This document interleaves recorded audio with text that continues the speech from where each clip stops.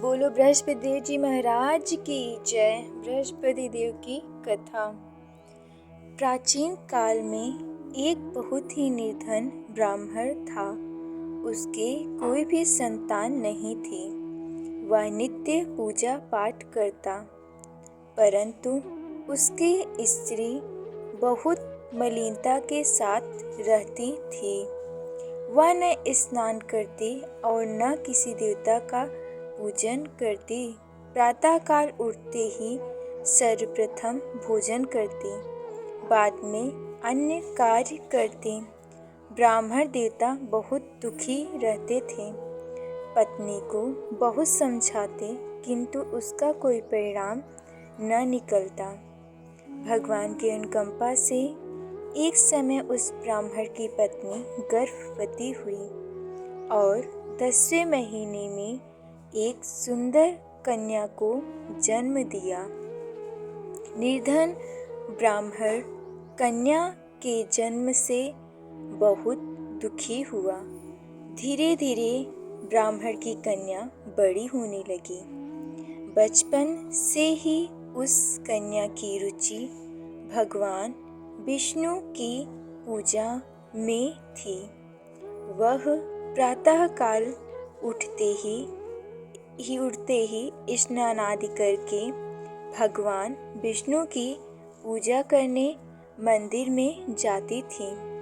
बृहस्पतिवार को व्रत करके विधिवत पूजा पाठ करती थी।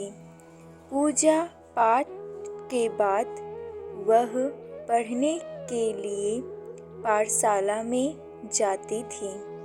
घर से चलते हुए वह मुट्ठी भर जौ साथ लेकर जाती और पाठशाला के मार्ग में थोड़े थोड़े जौ गिराती जाती थी। जब वह पाठशाला से घर लौटती तो जौ के वह दाने सोने में बदले हुए मिलते थे। लड़की सभी सोने के दाने बीन लाती थी। एक दिन जब वह सोने के दानों को साफ कर रही थी तो उसकी माँ ने कहा, बेटी, सोने के दाने साफ करने के लिए सोने का सूप भी होना चाहिए। अगले दिन बृहस्पतिवार था।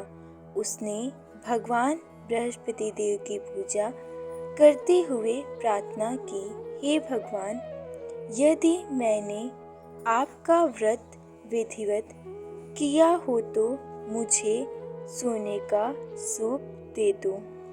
भगवान बृहस्पति देव ने उसकी मनोकामना पूरी करने का वचन दिया।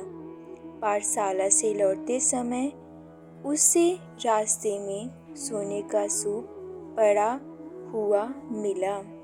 घर लौटकर सोने का सूप अपनी माँ को दिखाकर वह सोने के दाने साफ करने लगी।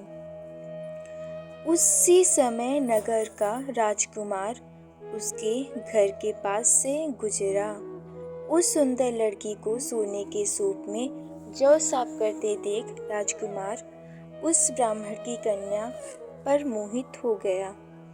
महल में आकर राजकुमार ने राजा से उस लड़की से विवाह करने की इच्छा प्रकट की तो राजा ने महल में ब्राह्मण को बुलाकर राजकुमार से उसकी लड़की के विवाह की बात कही। ब्राह्मण तैयार हो गया। धूमधाम से उस लड़की का विवाह राजकुमार से हो गया। दुल्हन बनकर ब्राह्मण की लड़की महल में चली गई। लड़की के चले जाने से ब्राह्मण फिर निर्धन हो गया। उसे कई कई दिन भोजन भी नहीं मिलता था। बहुत दुखी होकर ब्राह्मण एक दिन अपनी लड़की के पास गया। अपने पिता से निर्धनता का समाचार सुनकर उसे बहुत सा धन देकर पिता को विदा किया।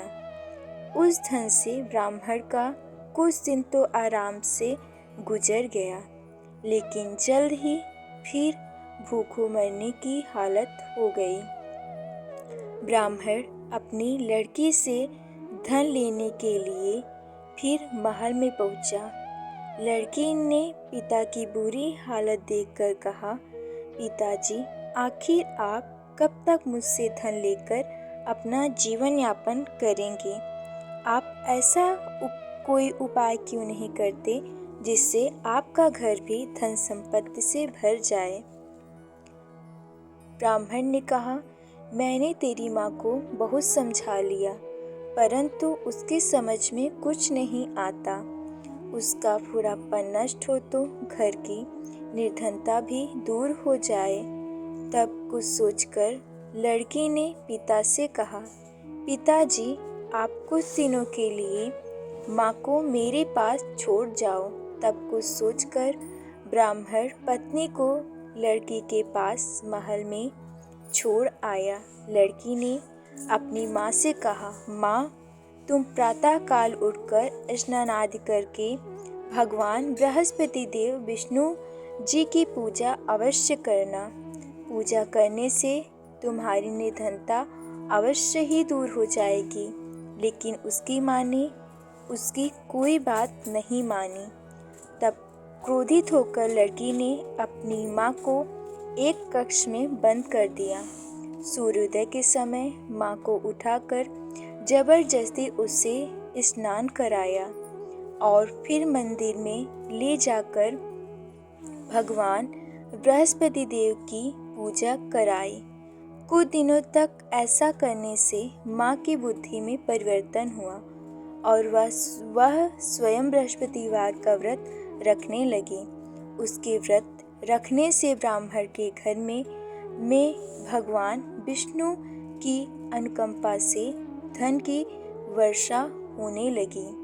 दोनों पति पत्नी धन संपत्ति पाकर आनंद पूर्वक जीवन यापन करते हुए विष्णु धाम को चले गए। बोलो बृहस्पति देव जी महाराज की जय।